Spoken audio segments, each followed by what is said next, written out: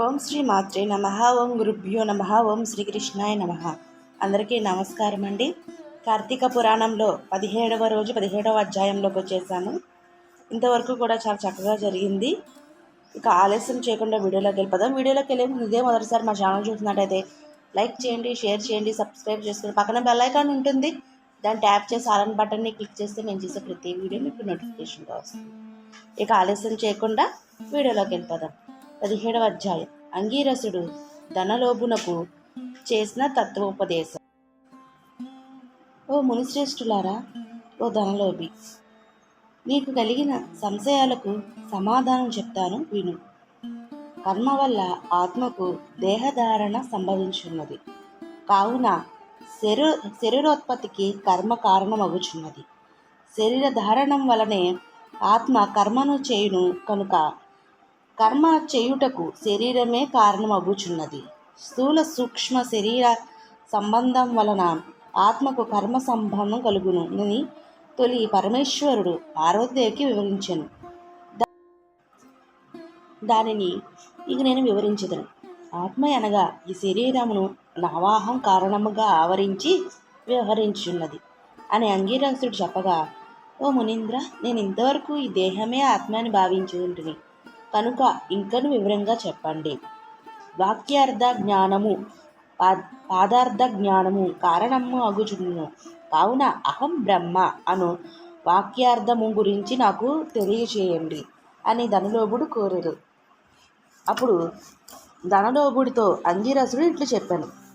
ఈ దేహం అంతఃకరణ వృత్తికి సాక్షి అయి నేను, నాది అని చెప్పబడు జీవాత్మే అహం అను శబ్దము.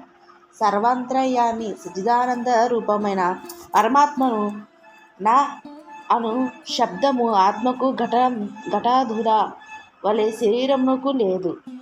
ఈ ఆత్మ సచ్చిదానంద స్వరూపం, బుద్ధి సాక్షి, జ్ఞానరూపి శరీరేంద్రియాలకు మొదలగు వానికి వ్యాపారమునందు ప్రవర్తింపజేసిన వాని కంటే వేరుగా ఉన్నది. ఎల్లప్పుడూ ఒకరీతిగా ప్రకాశించు ఉండేనదే ఆత్మ అనబడును. నేను అనున్నది శరీంద్రియాలలో ఒకటి కాదని తెలుసుకొనుము. ఆ దేహేంద్రియాలందు నట్టి ఏది ప్రకాశింపజేయునో అదియే నేను అని నిశ్చయము. అందుచేత అస్థిరము గల శరీంద్రియాదులు కూడా నామరూపముతో నుండి నశించిపోయేగాక ఇట్టి దేహమునకు జాగ్రత్త స్వరూప సాక్షి వ్యవస్థలు స్థూల సూక్ష్మకారి శరీరమును మూడింటి యందు నేను, నాది అని వ్యవహరించేదే ఆత్మ అని గ్రహించుము. ఇనుము సూదుట్టి రాయిని అంటి పెట్టుకుని తిరుగుచున్నట్లు శరీరం ఇంద్రియాదుల దేనిని ఆశ్రయించి తిరుగుచుంటునో అదే ఆత్మ. అట్లే అవి ఆత్మ వలన తమ పని చేయును. నిద్రలో శరీంద్రియాలను సంబంధం లేక గాఢ నిద్రపోయి మేలుకున్న తర్వాత నేను సుఖనిద్రపోతిని, సుఖంగా ఉంది అనుకున్నది ఆత్మ. దీపము గాజు బుడ్డిలో ఉండి ఆ గాజును ప్రకాశింపజేయునట్లే ఆత్మ కూడా దేహేంద్రియాలు ప్రకాశింపజేయును. ఆత్మ పరమాత్మ స్వరూపమగుట వలన దానికి దాదాపు పుత్రాదులు ఇష్టమగుచున్నారు. అట్టి విశేష ప్రేమ స్పందనమగు వస్తువేదో అది ఏ పరమాత్మ అని గ్రహింపుము. తత్వమసి మొదలైన వాక్యమునందు తత్వం అను పదమునకు కించిత్ జ్ఞానత్వాది విశిష్టమందు జీవాత్మయని అర్థం. తత్ అనున పదము సర్వజ్ఞాన ద్విగుణత్వమై విశిష్టమై సచ్చిదానంద స్వరూపమనే అర్థం. తత్వమసి అనేది జీవాత్మ పరమాత్మల ఏకాత్మను బోధించును.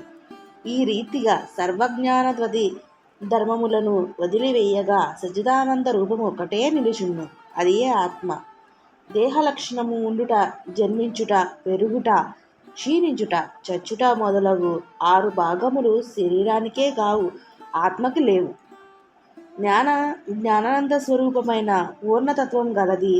వేదములో దేనికి సర్వజ్ఞానతత్వము ఉపదేశము సంపూర్ణతత్వము నిరూపించబడి ఉన్నదో అదే ఆత్మ. ఒక కుండను జూచి అది మట్టితో చేసినది అని ఏ విధంగా గ్రహించుతున్నామో అటులనే ఒక దేహము అంతర్యామి అగు జీవాత్మ పరమాత్మే అని తెలుసుకును. జీవులచే కర్మఫలం అనుభవించేవాడు పరమేశ్వరుడనియు జీవుల కర్మఫలాలను అనుభవీతుడని తెలుసుకును. అందువల్ల మానవుడు గుణసంపత్తుడు గలవాడై గురు శుశ్రూష నుంచి సంసార బంధమగు ఆశలన్నీ విడిచి విముక్తి పొందవలెను. మంచి పనులు తలంచి చిత్తశుద్ధి దానివల్ల భక్తి జ్ఞానము వైరాగ్యము కలిగి ముక్తిని పొందును. అందువల్ల సత్కర్మానుష్ఠానము చేయువారు మంచి పనులు చేసినా గాని ముక్తిని లభించును అని అంగీరసుడు చెప్పగా ధనలోపు నమస్కరించి ఇట్లనెను. ఇట్లు స్కాంద పురాణములు తపస్సుట ప్రోక్త కార్తీక మహాత్మ్యమందలి 7వ దశ అధ్యాయము 17వ రోజు పారాయణం సమాప్తం. సర్వే జన సుఖినో భవంతు.